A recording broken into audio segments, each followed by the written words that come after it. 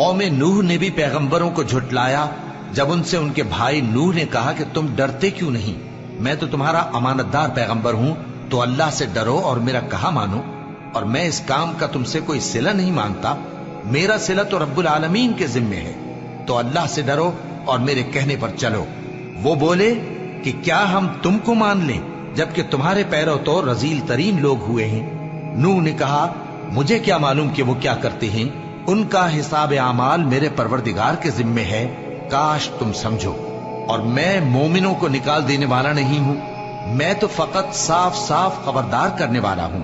उन्होंने कहा कि नूह, अगर तुम बाज ना आओगे तो संसार कर दिए जाओगे।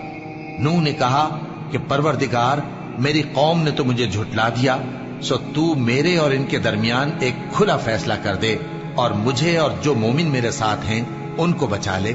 बस हमने उनको और जो उनके साथ भरी हुई कश्ती में सवार थे उनको बचा लिया, फिर उसके बाद हमने बाकी लोगों को डुबो दिया।